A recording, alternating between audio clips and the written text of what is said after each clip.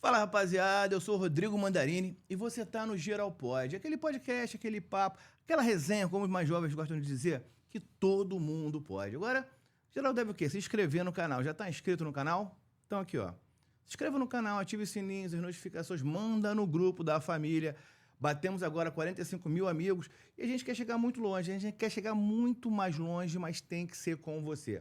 Se for para chegar longe sem você, a gente vai também, mas eu prefiro que seja com você, tá? Beleza? Agora, você já tá lá no TikTok? Aqui, ó. TikTok @geral.pod, lá no TikTok.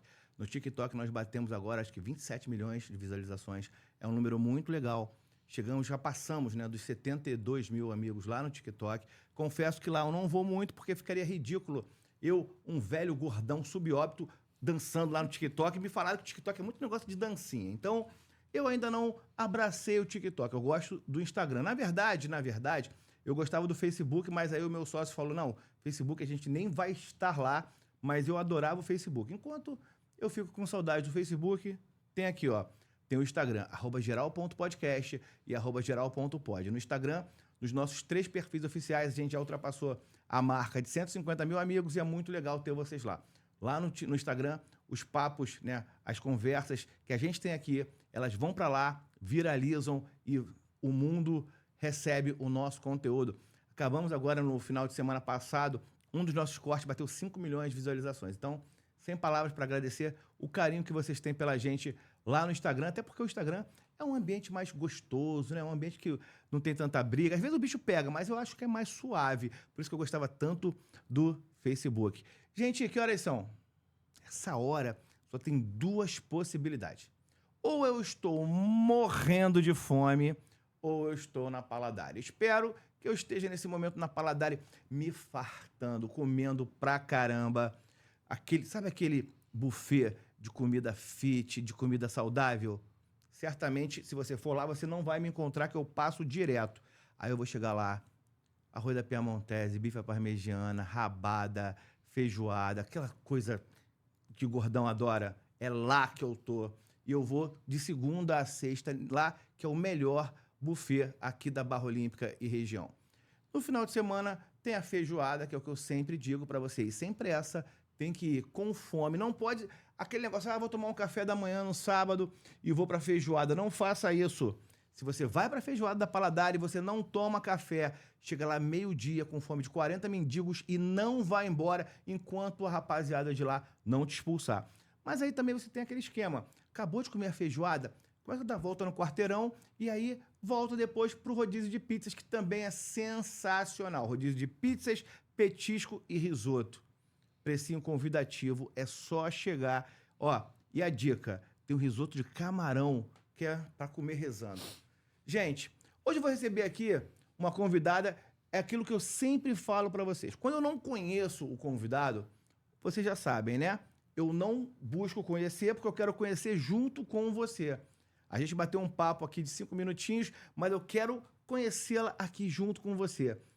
Eu sei que ela vem falar, uma das coisas que ela vem falar aqui é sobre, eu comentei com ela aqui, que é uma das expressões, é o novo pistache, né? Tem o pistache, tem o red velvet, tem o sororidade, tem o empatia, agora é o narcisista. Todo homem escroto agora é chamado de narcisista. Até os que são mais ou menos escrotos também são chamados. E a gente vai falar hoje aqui sobre isso, sobre homens narcisistas, mas principalmente sobre relacionamentos, sobre relações, sobre homem, mulher, mulher com mulher, homem com... Enfim, sobre relações. Eu acho que a gente vai aprender muito e eu vou convidar você a seguir com a gente para a gente bater um papo, conhecer Andressa Taqueta. Prazer te receber aqui, Andressa. Prazer muito legal. É meu. E se apresenta para o pessoal que ainda não te conhece. Muito obrigada pelo convite. Eu sou psicóloga Andressa Taqueta, especialista em relacionamentos. Então, eu trabalho nessa área de buscar a libertação de relacionamentos tóxicos e ajudar as pessoas a terem relacionamentos saudáveis na vida, né? Que é o que todo mundo merece.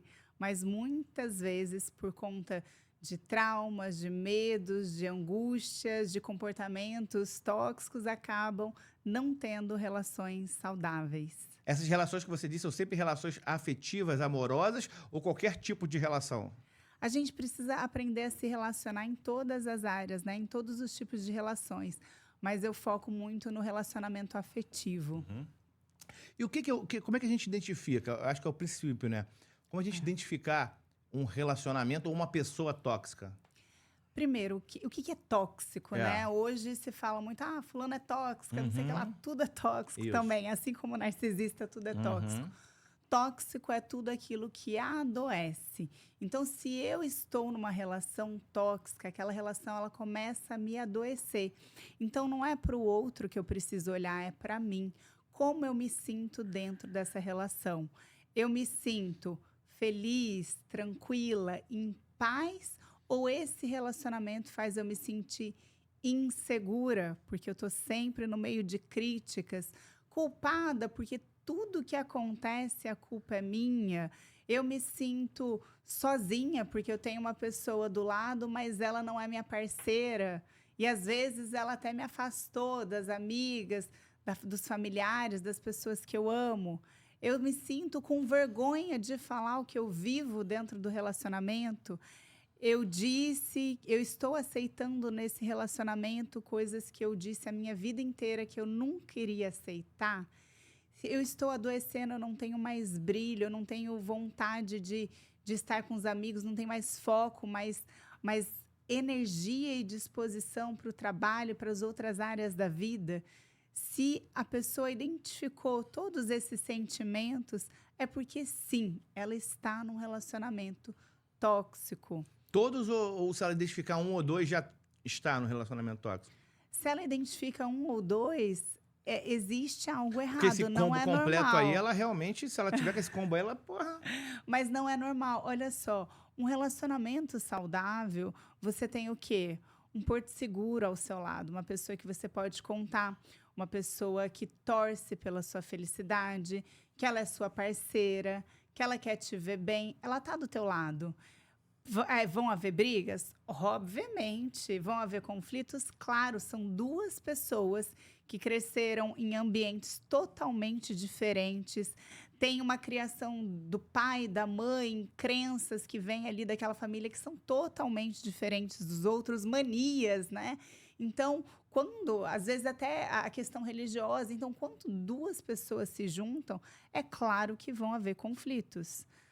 Até conflito de personalidade. Uma pessoa, de repente, é mais extrovertida, a outra é introvertida. Uma é mais metódica, analítica, a outra é mais geral, mais bagunceira.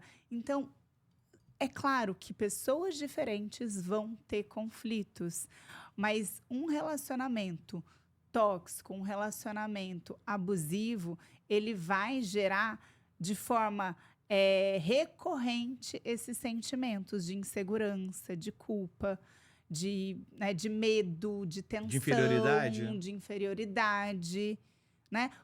Pode acontecer, por exemplo, de em algum momento na vida, né, a tua esposa falar algo que te machuque, que te coloque para baixo.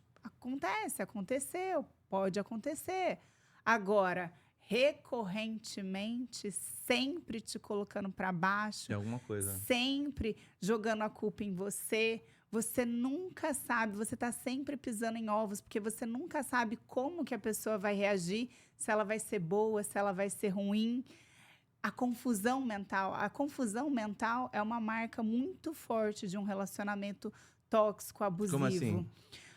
O que acontece? Uma pessoa abusiva, qual que é a diferença do tóxico e do abusivo, né? Todo relacionamento abusivo é tóxico porque adoece, mas o abusivo tem o quê? Tem o controle, o poder, o domínio, tem a violência, né? O medo? Então, a pessoa abusiva, ela vai entrar na mente da outra pessoa, vai confundir a outra pessoa para que ela se sinta confusa naquele relacionamento. Então, ela vai... Uma hora, ela dá carinho, outra hora trata mal. Ela xinga, humilha, coloca para baixo, no momento seguinte, ela quer abraço, beijo, né, dá buquê, fala que, né, minimiza aquele abuso. Aquela pessoa que está nesse relacionamento, ela começa a ficar confusa. Ela fala, eu acho que é normal, né? Ou Todo então ele relacionamento fez deve isso ser agora, mas assim, ele vai melhorar. vai melhorar. Tava nervoso. E aí começam as justificativas. Tava nervoso. Ele tá agindo assim porque ele, né, o pai dele maltratava ele Ou se teve uma culpa, infância né? ruim. Ou eu não sou boa o suficiente, por isso que ele tá me tratando assim, eu vou melhorar. E isso acontece muito. Por quê? Porque num relacionamento, as pessoas, eu vejo as pessoas julgando muito quem vive isso, e elas falam, ué, tá aí, continua, é porque gosta. É porque gosta de apanhar. Uhum. É porque. Mas não é. Essa pessoa, ela fica extremamente confusa. No início dessa relação, é tudo muito maravilhoso. É muito amor, é muito carinho. É assim, aquele conto de fadas. A pessoa abusiva, ela no início, ela escaneia a vítima, né? Vai entendendo os gostos, vai entendendo o objetivo de vida, os sonhos. E aí ela se apresenta como uma pessoa perfeita. Mas esse tipo de acionamento que você está falando, essa forma de atuação, isso é uma característica que a pessoa que é abusiva, a pessoa que tem esse tipo de posicionamento, ele faz isso deliberado, ele faz isso premeditadamente, ou isso também é natural nele? Ou nela? Porque a gente fala muito nele. Sim. Vamos, né? Ele ou Vamos ela. defender os homens aqui, né? Não, gente. Que eu não sou. Rapidinho. Se tem uma coisa que eu acho chatíssima, é o feminista. É o homem feminista. Isso é um mala sem alça. Eu não suporto homem feminista. Olha só, gente, o que acontece? Ai, olha, isso aí é toda hora. No meu Instagram tem os homens que falam assim: é tudo ele. Não, gente, olha só. Vamos parar com isso. Quando eu falo do narcisista, eu falo o narcisista, homem ou mulher. Narcisismo não tem gênero, é um transtorno de personalidade. Boa. Quando eu falo a vítima, é porque é a vítima, homem ou mulher. Então você não é contra, você não é a favor da linguagem neutra, não. Não. Não é narcisista. Eu falo o narcisista, mas aí os homens vêm me atacar. Porque existem mulheres narcisistas, você não sabe o que eu já passei. Eu falei, não, calma, amigo. Respira. Calma, respira.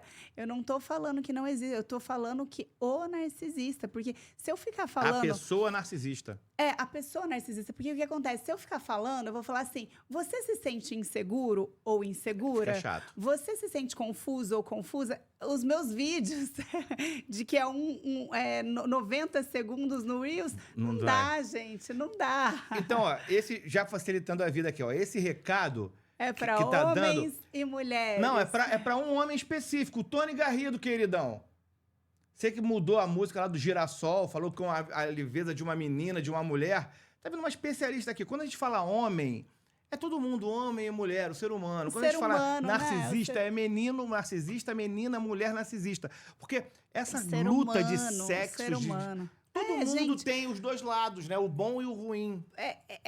Essa luta, essa briga Guerra não é dos legal, sexos, gente. né? Chatíssimo. Por quê? Porque nós somos seres humanos, nós temos... É claro que, né, percentualmente, a gente vê que existem muitos mais homens abusivos. Sim. O transtorno de personalidade narcisista atinge muito mais homens. Mas isso não significa que não existem homens que passam por isso. Existem muitas mulheres abusivas, existem muitas... E a mulher... Mas o homem denuncia tanto? Porque não. o homem fica também... O homem é machista o suficiente para não ter coragem de avisar, de denunciar. Esse é o problema. Existe uma subnotificação de abuso por parte que o homem sofre, o homem busca menos ajuda e a destruição que a mulher faz acaba sendo muito maior. Por quê? Porque o homem tem a questão da masculinidade. Então, ele aprendeu que ele não pode, né? Aquilo atinge o ego, atinge a masculinidade dele. A fragilidade dele não pode aparecer. Não pode aparecer. Então, para ele, é um sofrimento muito grande. E pelo fato dos homens não buscarem ajuda, graças a Deus isso está mudando, eu estou vendo cada vez mais homens dentro do meu consultório, mas por ter esse preconceito em buscar ajuda, acabam sofrendo sozinho. Imagina. E não, gente, existem homens ou mulheres, nós, seres humanos, precisamos, desde a infância, de carinho, de proteção, de segurança, de amor, de afeto. E quando a gente não recebe isso da nossa fonte primária, que são os nossos pais, isso gera lacuna em nós, geram vazios emocionais. Pais narcisistas provavelmente vão ter filhos narcisistas? Não necessariamente, tá? O transtorno... Vamos entender o que é esse tal do narcisista que virou o pistache. O pistache. Hoje em dia se fala muito, eu acho que muitas pessoas surfam no hype da palavra, então começam a falar e trazem muita desinformação também, eu vejo muita desinformação. E a palavra narcisismo, ela começou a ser usada pelo senso comum por conta do mito de Narciso, que é aquele que se apaixonou pelo seu reflexo, né, no lago, e ele se apaixonou, ele não conseguiu se relacionar com ele e tirou a própria vida. E aí veio para o senso comum a ideia do narcisista, aquele que é vaidoso, que se ama, que adora o espelho, que adora likes. Ok, existe uma característica dessa no transtorno de personalidade narcisista. Mas o narcisista não é aquele que se ama, tá? Muito pelo contrário. O transtorno de personalidade narcisista são critérios, é um conjunto de características que são formadas durante a formação da personalidade na infância. Então, ela vai desenvolvendo certos traços de personalidade. É a essência daquela pessoa. Ela cria um senso de superioridade, uma imagem, né, muito maior que ela. E para não lidar com a vergonha que ela sente dela mesma, ela vive com essa máscara social até a vida adulta, né? Então, ela A autoimagem dele é completamente deturpada. Inflada, deturpada, e ele usa isso, tanto que você vai ver narcisistas, principalmente na igreja, né, pagando de bom santo, em voluntariado, fazendo boas Vendedor ações. de virtude. Vendedor de virtudes. Por quê? Porque ele precisa da validação das pessoas, do aplauso das pessoas. Caça-like é um narcisista, né? Ele precisa. Não é que todo caça-like seja um narcisista, mas né? todo narcisista é um caça-like. Exato. Então, ele precisa dessa validação das pessoas para equilibrar o ego dele, já que ele tem vergonha dele mesmo, já que ele é vazio por dentro. Só que existem outras características e a pessoa precisa ter esse conjunto de características durante toda a vida para ter um transtorno, né? Porque é um transtorno, é uma personalidade. O que mais que ela é? Ela é uma pessoa que enxerga os outros como objetos para explorar. Então, toda a relação da pessoa narcisista não é por, gostei, é amor, conexão, não. O que será que o Rodrigo pode me oferecer? Né? O que eu posso tirar dele? O que eu posso, né, conseguir suprimir dele? Então, é sempre em busca de poder, status, sexo, diversão, dinheiro. Então, o narcisista, ele se relaciona por suprimento. Qual a diferença do sociopata para o narcisista? Vou terminar de falar do narcisista e eu venho com a diferença, tá? Porque eles são dois transtornos da mesma categoria. Então, eles estão ali do lado, né? Então, na categoria B tem o histriônico, o borderline, o narcisista e o psicopata. E o narcisista e o psicopata, eles são muito parecidos por conta de uma característica em comum, que é a falta de empatia. Pelo que você estava falando, eu entendi isso. A falta de empatia. Então, se a gente for olhar para nós, seres humanos, todos nós temos uma empatia. A gente, né, às vezes, né, chora, fica emocionado com uma propaganda, com um filme. Aquilo é ficção, você sabe que é ficção, mas aquilo te gera uma emoção em você porque você tem uma empatia natural, emocional. O narcisista, ele não tem empatia. Então, ele não está nem aí para o sofrimento do outro. Ele consegue fingir empatia, porque ele é um ator nato. Então, ele consegue... ele pensa assim, bom, se a Andressa, ela gosta disso, eu vou levar isso para ela achar que eu gosto dela. Então, chora no filme e tudo contigo.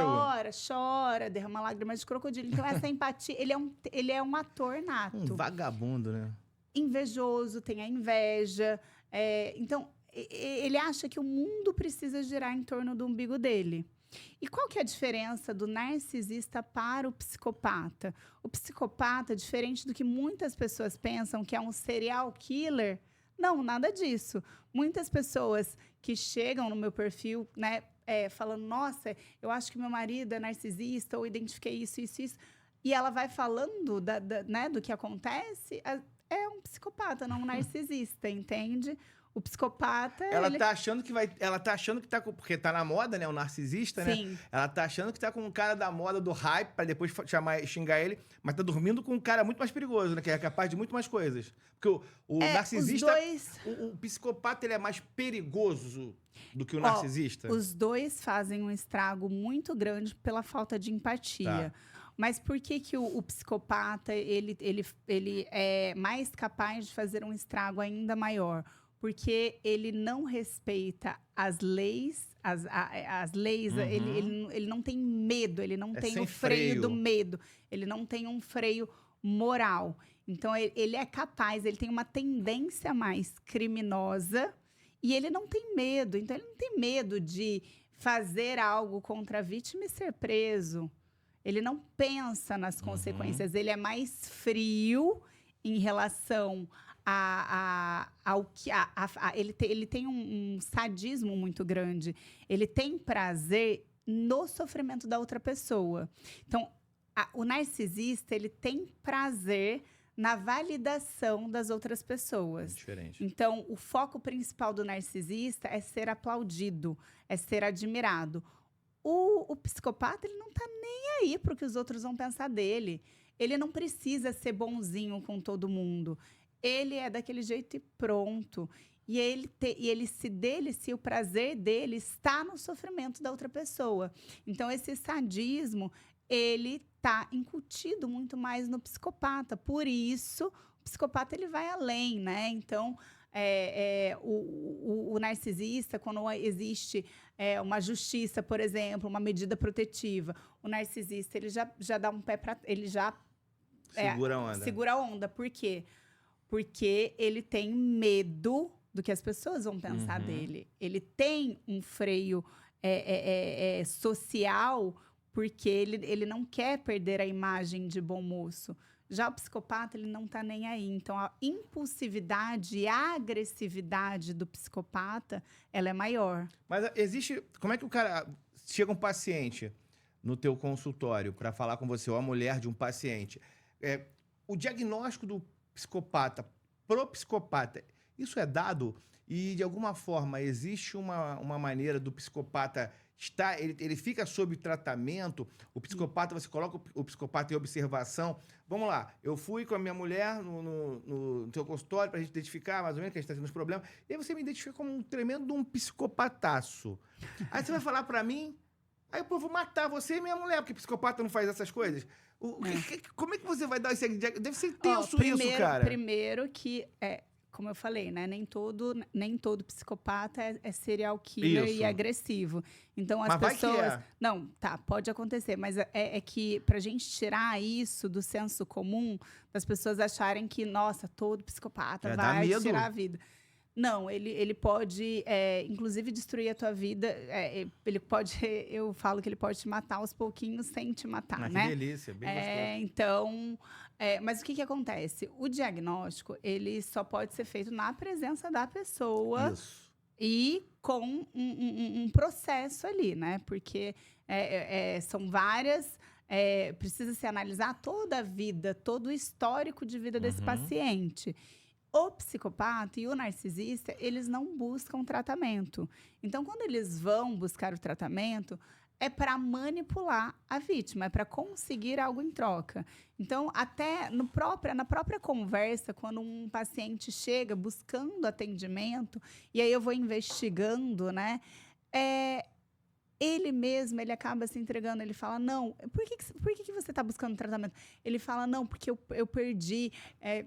a minha mulher terminou comigo e eu tô sem meus filhos e eu preciso deles, ou então perdeu o emprego. E ele quer recuperar o que ele tinha. Nunca Ele não parte quer dele- mudar, entendeu? Entendi. Ele não quer mudar. Não existe isso, então. Não tem possibilidade. Um cara fala assim, pô, tô me achando, acordei hoje, porra, tô muito psicopata, e procurar uma ajuda. Qual que é a questão? Por que se fala, né, que o psicopata, o narcisismo não tem cura? Porque é um transtorno de personalidade, são características dessa pessoa. E quais são as características que essa pessoa precisa ter para mudança, para ela passar pela psicoterapia e ter algum tipo de mudança? Autorresponsabilidade, ou seja, reconhecer os próprios erros, e isso é algo que o narcisista, ele não faz, ele não admite que ele está errado, é sempre a culpa do outro, né? Ele sempre vai distorcer a situação para jogar a culpa na outra pessoa, ele não admite, ele tem uma metacognição diminuída, ou seja, ele não tem a capacidade de se olhar de fora, se analisar e falar assim, Tá indo opa, mal. peraí, não, isso não é legal, o que eu tô fazendo não é legal. E por que ele não consegue chegar nisso? Porque quando a gente fala em comportamento, qual que é a primeira coisa que faz você mudar o comportamento? É você pensar, poxa, esse meu comportamento machuca a outra pessoa. Eu não quero ser assim, eu não quero causar isso na outra pessoa. Ele tá andando pra E pessoa... ele não se arrepende de forma genuína. Por isso, ele não consegue ter a mudança. Ele vê vantagens Entendi. em ser como ele é. Ele se vê superior, ele é o bonzão, ele é perfeito. Então, como uma pessoa que se acha acima de todas as outras, se acha o Deus, como é que ele vai mudar? Então, é por isso que é muito triste, é por isso que muitas pessoas sofrem, e é por isso que se fala tanto. Porque um narcisista, ele destrói a vida de muitas pessoas. Não necessariamente de quem tá com ele afetivamente. Da pessoa, com certeza. Mas também de outras. Mas também de outras. De todas as pessoas que ele Tem passa gente no na vida trabalho que dele. a gente claramente, numa relação de trabalho, você tá falando aí, eu já identifiquei um monte de gente que é assim. Então, a gente, qual que é o cuidado? A gente não sair falando que todo mundo é narcisista. Não. Mas, Só se afastar desses caras aí. Então, assim, tem um traço, tem um traço narcisista, né? Porque, assim, para você ter o diagnóstico e entender, você precisa entender o comportamento dela durante toda a vida. Não um recorte. Não um recorte, exatamente. Não um recorte. Agora, como lidar com... Também é uma modinha dos pais, e a mulher sempre fala isso, né? Minha mãe, eu fui criado por uma mãe narcisista. Porque, evidentemente, ao longo da humanidade inteira, a mulher, ela tem um grau de competitividade com outra mulher, a mãe e a filha. Normalmente, existe uma relação muito, muito tensa, muitas vezes. Porque, às vezes, a mulher é competitiva, a mulher se arruma, muitas vezes, para outra mulher. O homem, eu vejo de uma forma diferente, mas eu tô falando do senso comum, tá? Sim, sim. A mulher tem essa questão, eu vejo muito relacionamento de mães e filhas em que há uma competitividade. Aí, quando a gente vive hoje numa sociedade, porque uma mulher hoje de 40 anos, de 50 anos, está no esplendor da beleza, que é diferente de uma mulher de 50, 60 anos, de 30 anos atrás, que aí a diferença era muito latente. Hoje não. Hoje as mulheres estão aí gatas, mais bonitas às vezes que as filhas, ou no mesmo patamar que as filhas, e isso acaba gerando uma competitividade. E aí, a filha às vezes fala, minha mãe é narcisista, porque a mãe está num patamar de beleza, de sensualidade, de... Tá mais viva. Como que a gente consegue identificar que não é narcisismo e que é uma coisa natural da mãe também poder ser vaidosa, atraente? Vamos lá.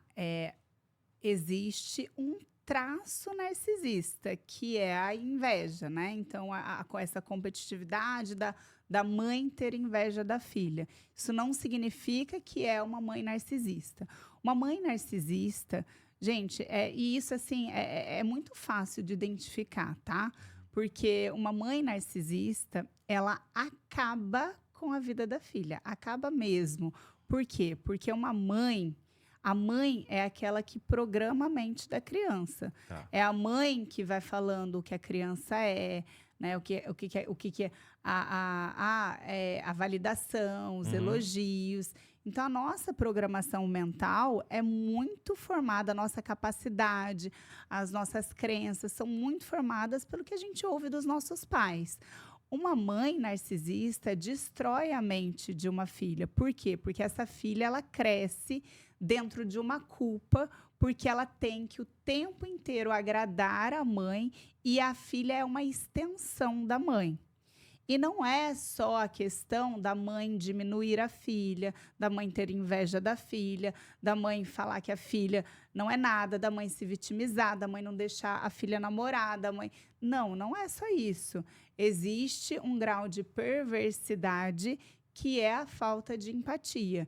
Então, se você conversar com filhas reais de narcisistas, de mães narcisistas, você vai ver que é muito mais complexo e destruidor. Essa mulher, ela se sente a pior pessoa do mundo, com uma autoestima lá no chão, ela se torna uma pessoa dependente emocional, ela não consegue se relacionar, ela é totalmente traumatizada por tudo que ela viveu nesse ambiente familiar com a mãe. Por isso que a gente precisa pensar, como é que eu consigo ver se eu estou, né, numa relação realmente tóxica? A intensidade, o resultado que isso traz.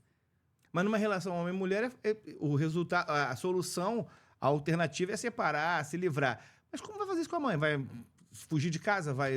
Nunca mais vai ver ela no Natal? Não é isso. É um distanciamento, é uma blindagem emocional. É distanciamento e tempo. Por quê? Porque quanto mais aquela filha está naquele ambiente, mais essa mãe ela vai ter poder para diminuir, para culpar, para colocar aquela filha para baixo. Então, a filha ela vai estar ali para o que a mãe precisar, né? Porque a mãe é a mãe Precisa dela, estar né? ali. Então, e também entender. Tirar esse sentimento de culpa, porque a mãe ela faz a filha se sentir extremamente culpada e responsável pela felicidade dela, e às vezes é só uma vitimização, não existe ali um problema real. Então a filha a filha de uma mãe narcisista precisa de tratamento, precisa de fortalecimento emocional para saber identificar e para saber distanciar. Mas é muito difícil. Então, como é que uma adolescente vai fazer isso? Quando a mãe estiver doente, né, precisando realmente da filha ali, é que a filha tem, né, essa responsabilidade. Mas a mãe narcisista coloca tudo, ela faz a filha se sentir culpada e responsável pela vida dela. Como que uma adolescente vai fazer? Então, aí é que vem parte terapêutica, né? Mas como?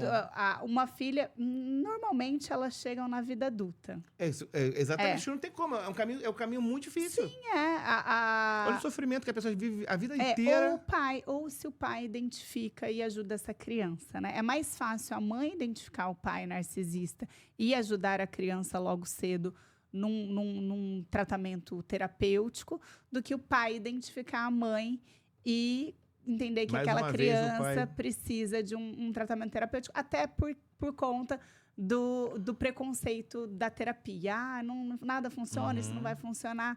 Então, a grande maioria, aliás, 100% das mulheres filhas de narcisistas que eu recebo são mulheres adultas que estão em tratamento. Aliás, não, tem uma que veio mais nova, com 15 anos, porque a mãe identificou e trouxe ela para... A mãe se identificou como? Não, a mãe identificou o pai e como eles vivem... E como ela não consegue...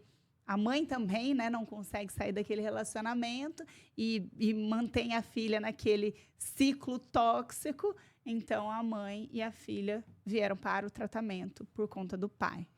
Então, é necessário essa blindagem emocional. Porque quando você cresce aprendendo que você precisa agradar o outro o tempo inteiro, que é tua responsabilidade fazer o outro feliz, que você não tem valor, que você não é boa o suficiente, não é só nessa relação com a mãe que ela vai ser assim, ela vai se portar assim no trabalho, na relação amorosa, nas relações de amizade. Então, é uma pessoa sobrecarregada, exausta, que está sempre tentando salvar o mundo, que está sempre tentando a validação, a aceitação, o amor Sofre das por pessoas. tudo. Sofre e sofre muito. Então, é muito importante esse tratamento, esse olhar para dentro, para as pessoas conseguirem ter relações saudáveis. Porque, olha, grande parte das pessoas, elas identificam no relacionamento, que estão num relacionamento tóxico, e aí elas vêm para o programa terapêutico. Dentro do meu programa terapêutico, o que eu vou trabalhar? Vou trabalhar ali quais são as feridas que ela traz desde a infância, que fizeram com que ela atraísse para a vida dela, que ela escolhesse inconscientemente uma pessoa abusiva, os padrões familiares, ou seja, tudo que ela aprendeu, a quebra desses padrões, porque às vezes ela aprendeu que briga, traição, tratamento de silêncio, ela aprendeu que isso é amor, era normal na vida dela. A gente sempre busca o que é familiar, o que é confortável. E a ressignificação de todos os traumas que ela viveu, porque ela ouviu a vida inteira, desde a infância, que ela não é nada, que ela não tem valor, que ela não vai conseguir nada, que nada dá certo para ela, que ela é incapaz, que ela é suficiente, que ela não merece. Então, ela precisa ressignificar tudo isso para conseguir se conhecer, entender que ela é um indivíduo, porque ela fez tudo a vida toda para agradar todo mundo e nunca olhou para dentro. Então, ela precisa se ver como pessoa, se amar e aí construir uma autoestima que nunca foi construída e que fez com que ela estivesse sempre nessas relações disfuncionais. E aí, quando você atrai esse tipo de pessoas, depois de um tratamento, a sua busca muda completamente. As pacientes, elas te dão esse feedback, falam, pô, olha só, eu tô com esse cara agora que é completamente diferente. E como não ter a recaída? Porque é muito fácil quando tá durante o tratamento, mas esse tratamento tem um prazo de validade, ou aí a pessoa vai ficar com um cara bonzinho, com uma pessoa legal, daqui a pouco cai de novo na mão do narcisista.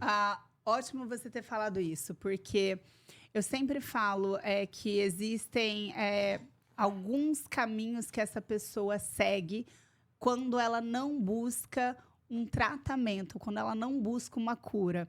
Ela acaba tendo recaída. Por quê? Porque passa um tempo, ela começa a se lembrar dos momentos bons, porque relacionamento abusivo é altos e baixos, é uma montanha russa, então tem as partes boas, ela começa a sentir saudade disso, e como o abuso ele libera muito cortisol no cérebro, o que acontece? Encolhe o hipocampo, a parte da memorização. Então, ela passa a esquecer as memórias de abuso.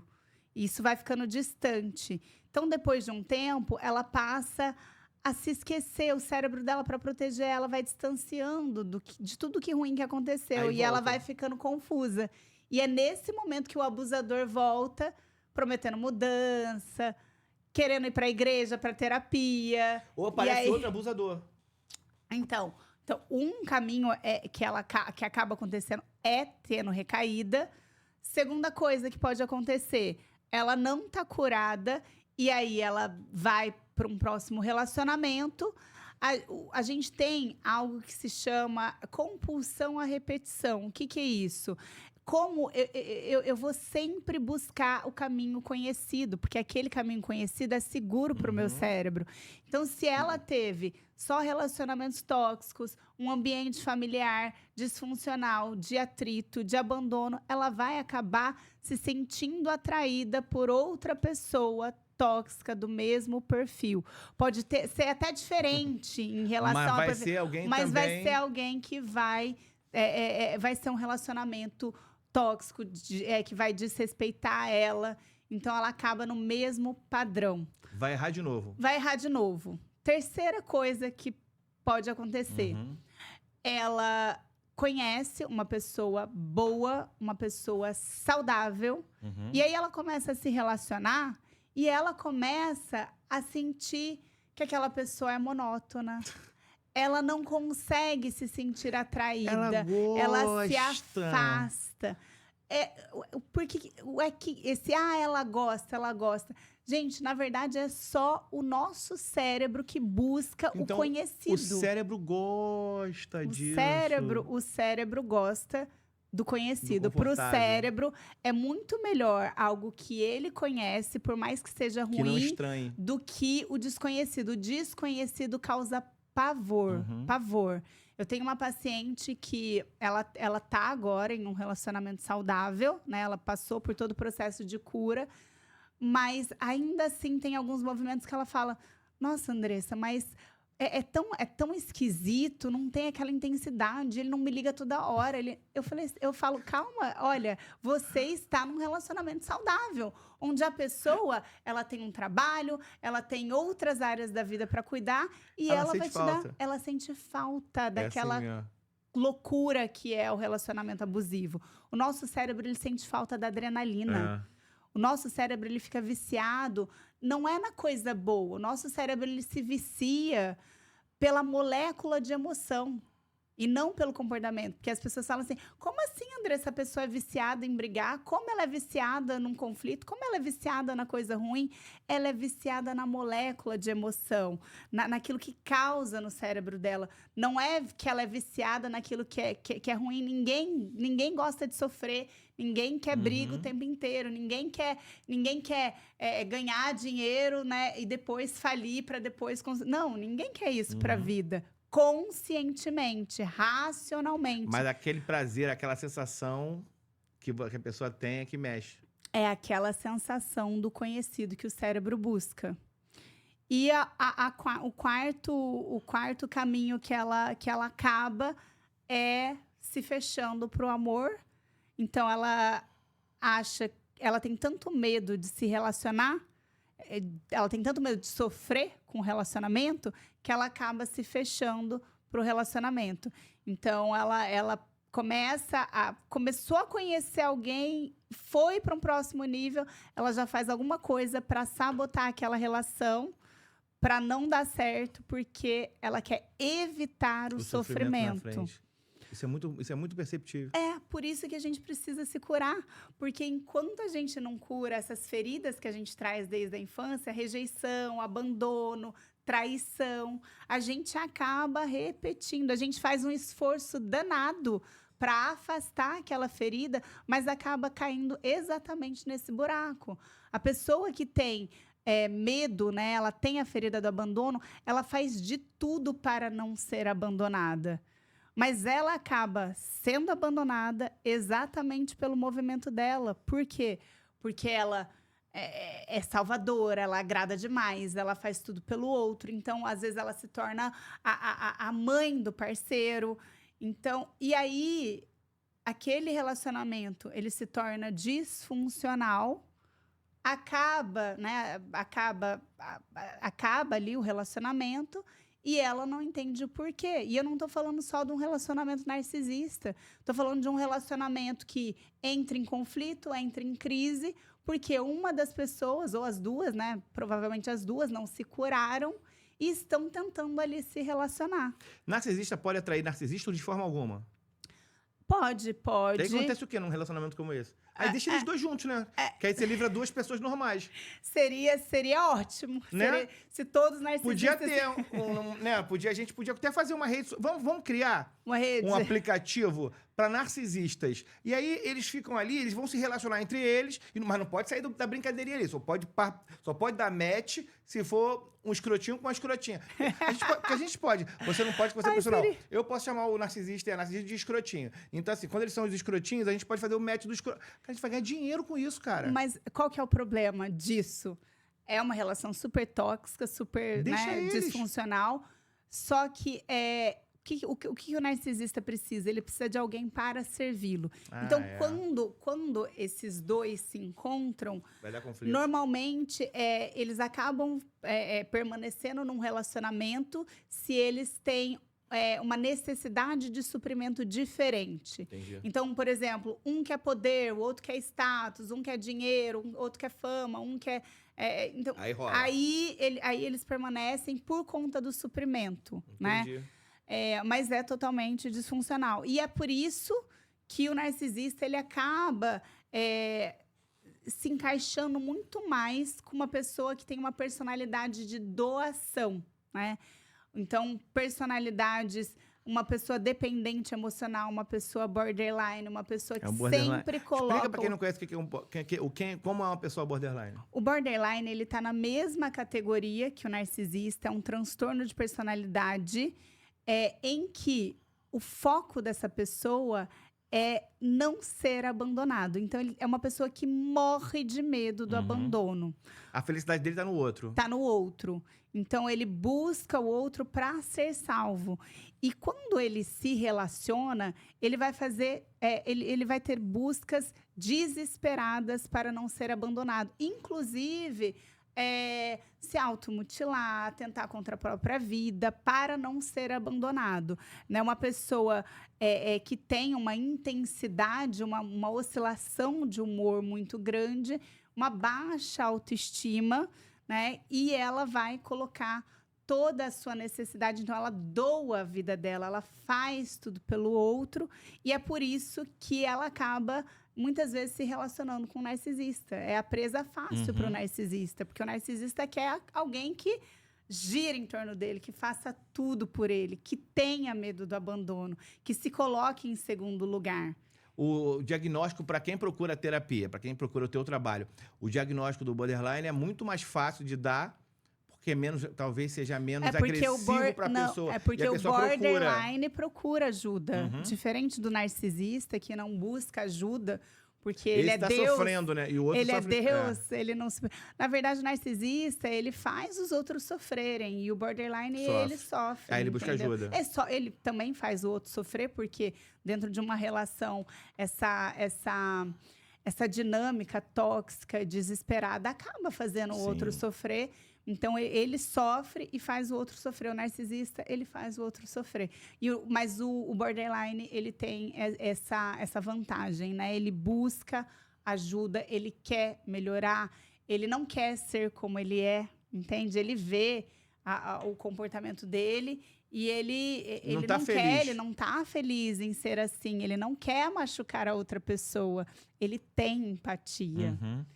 Então, a gente não pode colocar, né? Eu vejo muitas pessoas colocando o borderline e o narcisista na mesma caixinha. Não. Mas não pode, porque o borderline, ele tem a vontade de se curar, ele busca isso, e quando ele se compromete com um tratamento, ele tem uma melhora considerável. Agora, para a pessoa que está fazendo terapia, até que ponto uma pessoa muito inteligente, ou uma pessoa narcisista, ou um psicopata, até que ponto ele consegue manipular o terapeuta?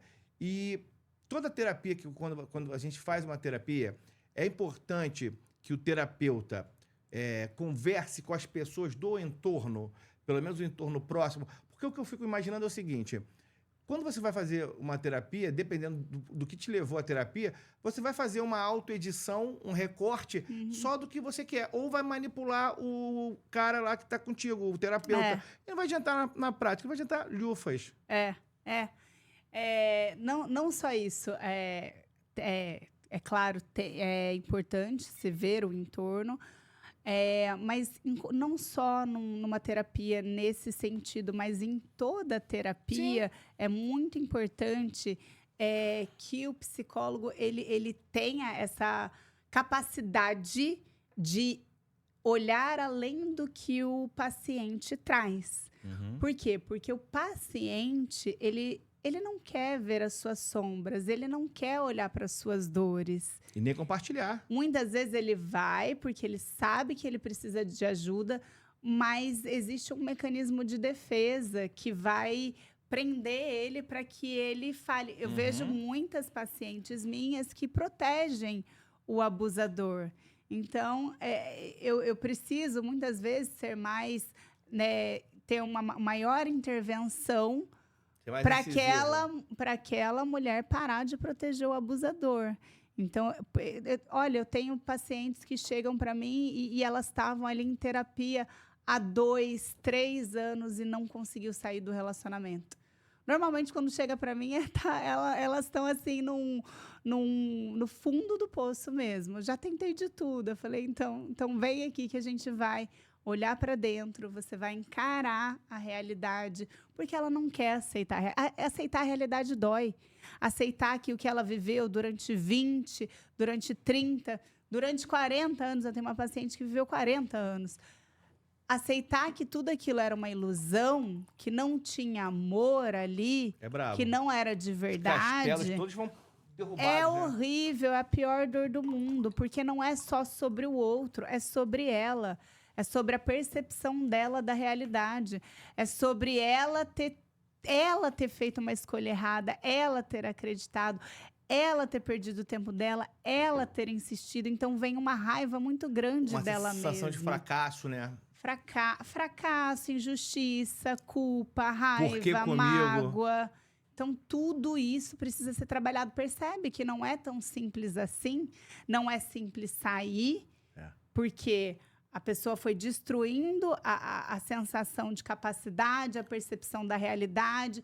O cérebro, a química do cérebro é totalmente alterada. Então, a parte do córtex pré-frontal, que é responsável por tomada de decisão, é afetado, é inibido, ou seja, essa mulher não consegue tomar a decisão de sair.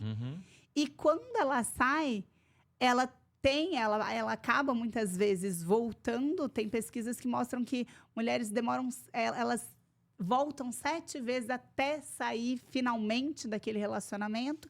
Por quê? Porque fica o medo, os traumas, a sensação de incapacidade, a sensação de impotência, de que ela não vai dar conta, de que ela não é merecedora. Quantas vezes ela ouve que você só tem o que tem porque eu te dei, você não é nada sem mim, você não vai conseguir ter ninguém. Você tá falando isso, assim, ontem, 11 horas da noite, eu recebi uma mensagem no Instagram de uma pessoa que ela falou assim, pô, você quer falar com fulano? Que é um cara conhecido. Aí eu falei assim, eu tô negociando pra trazer ele aqui. Aí ela falou assim, posso te ligar? Aí primeiro ela mandou umas fotos de visualização única e uns vídeos rápidos. E aí ela falou assim, posso te ligar? Eu quero falar sobre ele com você. E aí ela pegou e começou a falar comigo. E aí me contou que o cara, ela falou do narcisista, que ele é narcisista, que ele é usuário de droga, que eles tiveram... Nós vivemos um relacionamento abusivo... Eu vivi um relacionamento abusivo durante 10 anos da minha vida. E aí eu falei, você é a que... Porque é pública a pessoa. Aí eu falei, você é que apareceu naquela situação?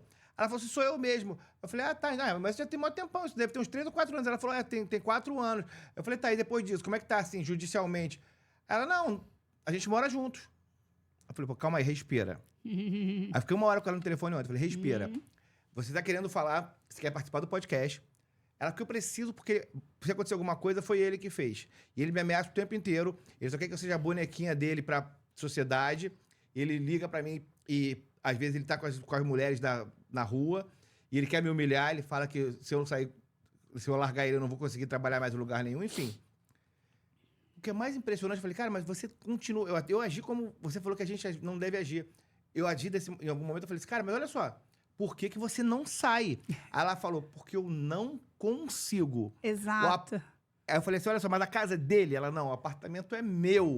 Aí eu falei, pelo amor de Deus. Aí eu falei, pelo amor de Deus, olha só, eu quero te ajudar. Eu vou te ajudar, o espaço é teu. Mas você precisa agir. A partir do momento que você vai dar publicidade a isso, mais ainda, o cara vai ficar transtornado com o que você vai me contar e ele pode até te agredir. Mas é importante que você fale...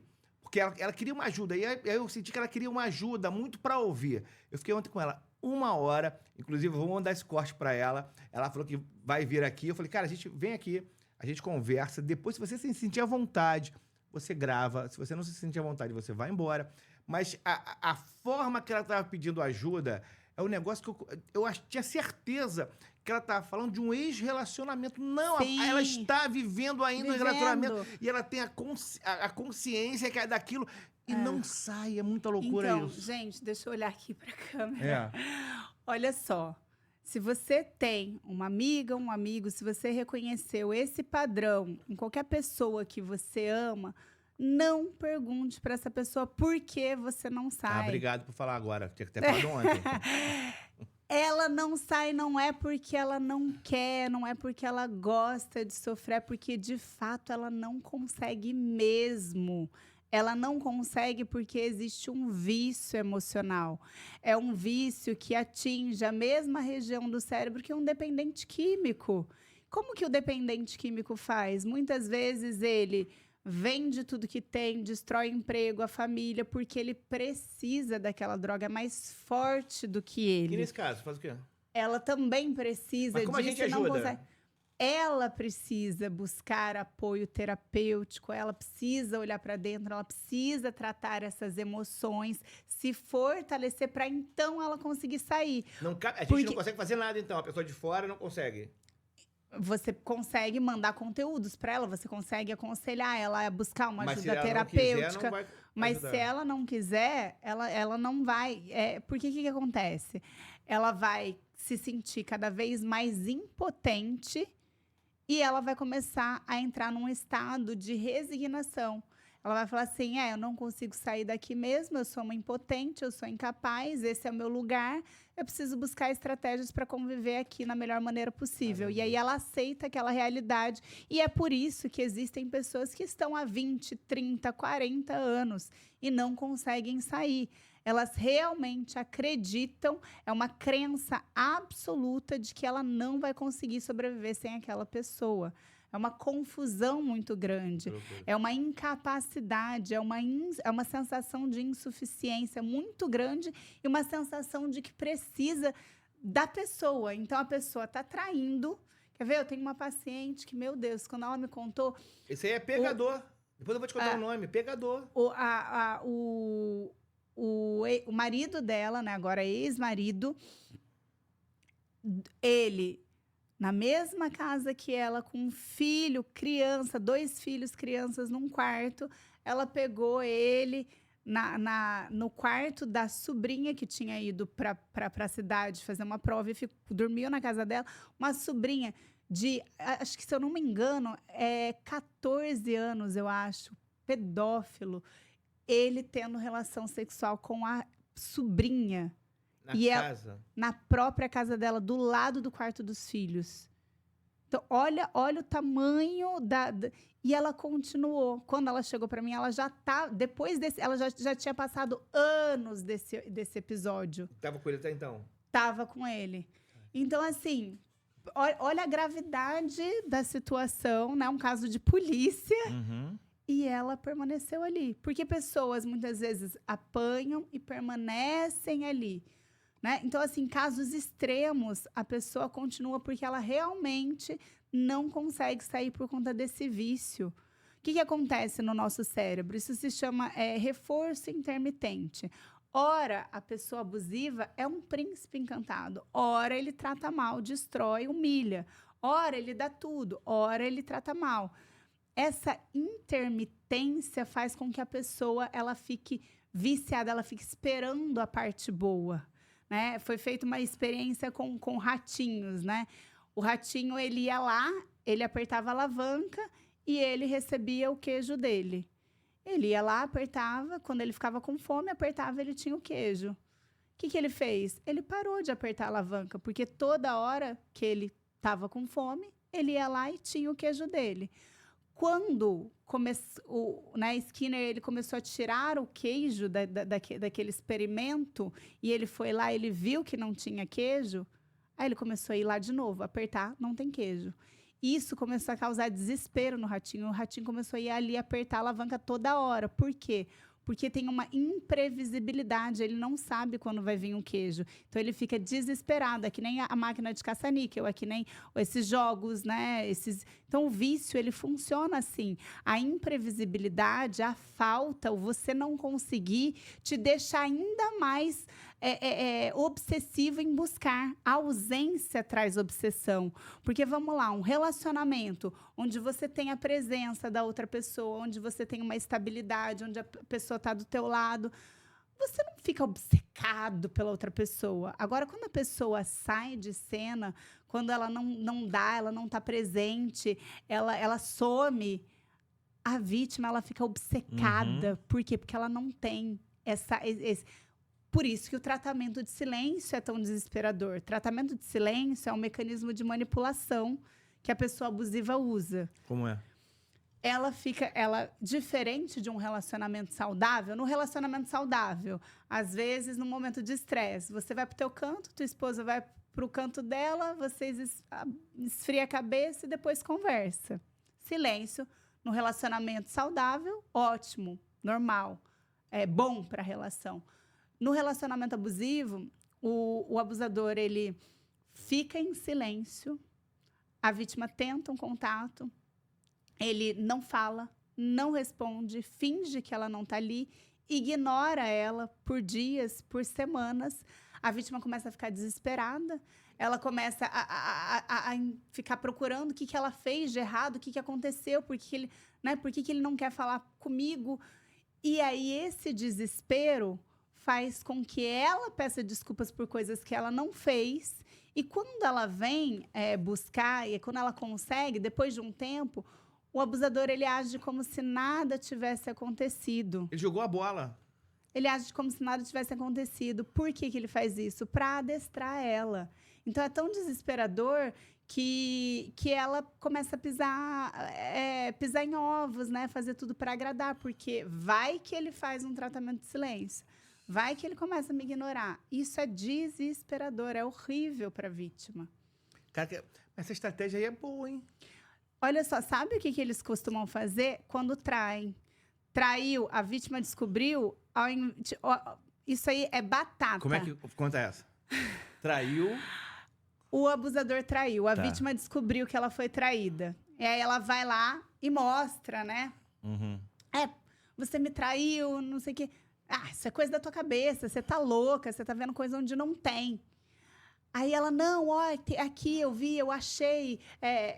Isso aí é minha amiga, tem a foto do cara no motel com a mulher, peladona. Não tem nada a ver, você tá viajando. E aí ele vai lá, bloqueia ela. Bloqueia quem? Bloqueia a própria vítima, a própria namorada, esposa, bloqueia, ou então some, sai de casa. O que a vítima começa a pensar? E aí ele ainda fala, você é louca, você precisa se tratar e tal, eu vou sair de casa, você, né? Ele se vitimiza. Ele sai e fica um tempo, dá esse tratamento de silêncio. A mulher vai atrás. Ela fica desesperada, ela vai atrás, e aí ele volta como se nada tivesse acontecido. Não toca mais nesse assunto, não. O que ela faz? Não toca. Bota pra debaixo do tapete a traição. Tem os caras que são profissionais, né? Gente, assim, esse padrão já, ó... Mas isso é uma coisa de antigamente, né? Existe hoje essas coisas? Esse é um padrão comportamental. Não, mas de antigamente. Ainda existe hoje? Como assim, de antigamente? Não, ainda existe hoje essas mulheres que aceitam dessa forma, assim. Então, você tá dando... Vamos lá. Você deu aí uma coisa quase que teatral. É um clichê.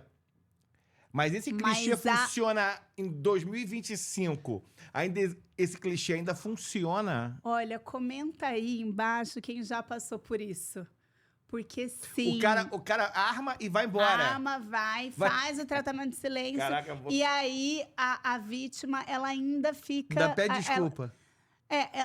Se ela percebe que ela foi traída, ela permanece ali, ela perdoa. Perdoa uma, perdoa duas. Mas, pô, pedir desculpa é foda. Não, ela não vai pedir desculpa. Não, mas ela vai dar a entender que o cara tá grandão. Ela vai atrás do cara. Entendi. Ela vai atrás do cara. É quase um pedido de desculpa, é pior ainda. Ela vai atrás do cara. Mas isso existe em 2025? Passa. Infelizmente. Que loucura. Por isso que eu tô falando, é um vício, é um vício, é uma dependência, é muito patológico. E quem não tem condição de procurar uma terapia? Busca. Olha só, existem muitas faculdades de psicologia. No último ano da faculdade, os alunos eles fazem atendimento gratuito através de uma supervisão de um professor. Bom. Então, busca numa faculdade próximo algum psicólogo que atende social de forma gratuita. Isso. Existem muitas igrejas que oferecem atendimento social. Então, existem muitos terapeutas sociais, né? Tem muitos psicólogos que tiram também dias da semana para atender de forma social. Então, buscar essa ajuda. E não só do psicólogo, né? buscar se reaproximar das pessoas que gosta, dos amigos, dos familiares, porque essa pessoa ela vai se afastando de todo mundo. Aí quando Buscar separa, os o cara hobbies. sempre fala, né? Aí quando separa, a amiga fala assim, nunca gostei dele, sempre... Porque o pessoal conta depois, né? Aham. Nunca fui com a cara dele, sempre não prestava, não combinava com você, que tem sempre amigo que fala isso. Então, às vezes até fala, mas aí o abusador ele Podia vai falar colocando antes. na cabeça dela que, não,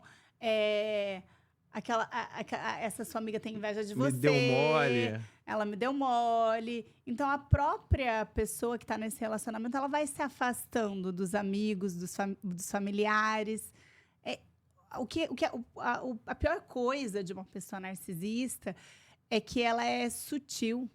Ela é uma forma de manipulação velada. Não é, olha, você Não não é pode. ostensivo, né? Não é o controle, não é, você não pode ir para academia com essa roupa, você não pode falar com fulano, você. Não, não. A crítica não é uma crítica de te destruir. Nossa, tá linda. Nossa, esse vestido tá lindo em você, mas essa maquiagem não combinou muito. Né? Ou então falar da outra mulher, nossa, você viu como fulana tá assim? Então, pequenas doses ali homeopáticas que vão minando a autoestima da outra pessoa. O cara compara a mulher com outra. Com outra, sempre tem, isso se chama triangulação.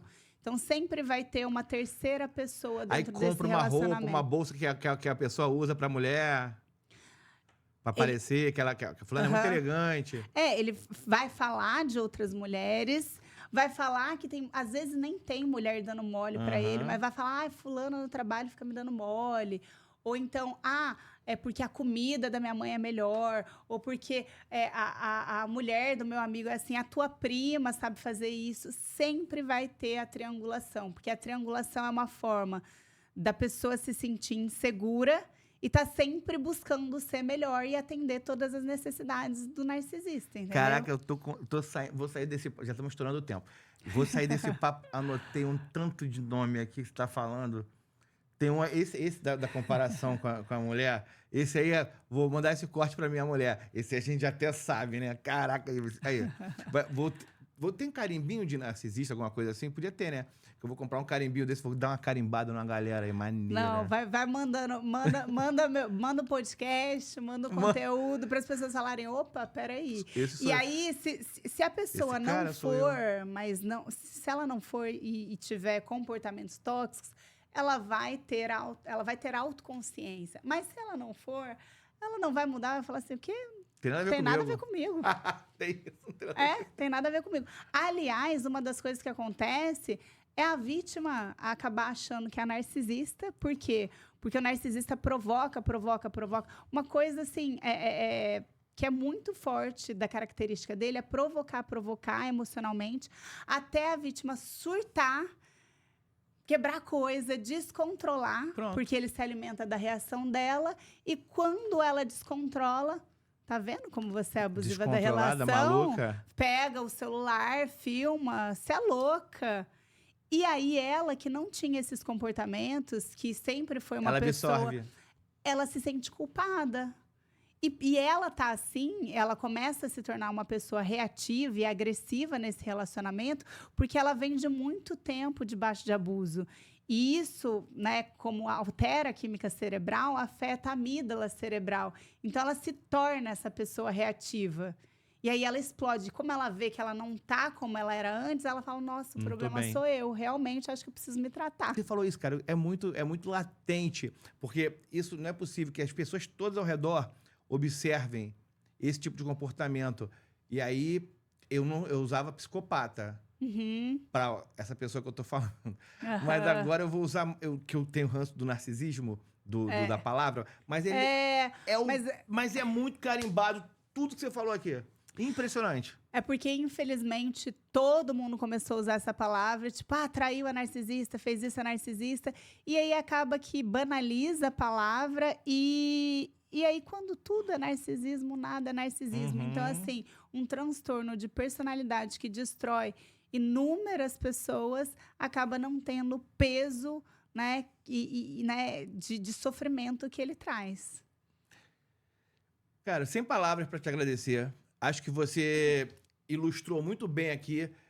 Eu queria muito... Tanto que eu falei para você, não vou ficar preso nesse lance do narcisismo, mas você falou com uma tanta sutileza, mas de uma forma tão clara que mudou até o meu conhecimento, o meu conceito sobre o narcisista. Porque realmente eu consegui agora diferenciar isso que eu vinha há muito tempo... As pessoas, mas volto a dizer, as pessoas usam de forma muito errada. Usam de forma termo. errada. É uma patologia, gente. É uma patologia. Tá lá no manual diagnóstico de transtornos mentais. É um transtorno de personalidade. Então não é qualquer coisa. Não joga pra qualquer Não é qualquer pessoa vaidosa, qualquer pessoa escrota, qualquer pessoa cafajeste. Infiel? Não, infiel é infiel. Isso aí. O cafajeste é o cafajeste, o imaturo é o imaturo. O escroto é o escroto. É escroto. E aí, quem quiser te encontrar, faz como? @Andressa Taqueta. Eu posto conteúdo todos os dias lá no Instagram, TikTok, YouTube. Então, me procurem lá, vai ser um prazer. Respondo todas, eu não consigo, mas respondo muitas caixinhas. Então, deixa a sua pergunta lá, que eu vou estar. Vai ser um prazer ajudar a te direcionar e trazer luz, né? Da próxima vez que você vier aqui, a gente abre uma caixinha 2 dias antes. Boa! E aí a gente anota as perguntas. Boa, pergunta e resposta. Né? E aí boa. a gente traz os temas pra cá. Vou te trazer de novo em Boa. breve pra gente abrir essa Boa. caixinha da mulherada aí. Não, da mulherada não, de todo mundo, né? De todo mundo, sim. Mas que 90% é a mulherada, que os homens são muito mais narcisistas. Mas sem palavras pra te agradecer. Obrigado. Espero que você tenha... Eu te agradeço. Muito tenha obrigada gostado, pelo que você convite. volte. E vai voltar. Vou, claro. Promete, né? Promete. Claro. Você não é narcisista, não, que fica iludindo os outros, não, né? Não, compromisso feito. Muito obrigado, querida. Eu que agradeço. Valeu Obrigada, mesmo. Viu? Gente, que papo legal. Esse, eu sempre falo pro pessoal mandar no grupo da família, né? Esse papo, eu espero que uma certa família não mande no grupo, porque senão vai ter gente até saindo do grupo. Se inscreva no canal, ative os sininhos, manda no grupo da escola, manda em todos os grupos, menos no grupo da família. E tem outro grupo lá que eu também não posso mandar. Gente, muito, muito, muito obrigado. Paladari, tô chegando. Eu tava com fome 1h15 atrás, imagina agora. Agora eu tô estourado de fome. Vou acabar com esse rodízio hoje aí. Beleza? Até a próxima. Se inscreva no canal, ative o sininho, manda no grupo da família. Da família não. Manda em todos os grupos. E aqui, ó, Instagram, Twitter, Tinder, Orkut, tá tudo aqui, gente. Obrigado. Eu amo vocês, tá? Tchau.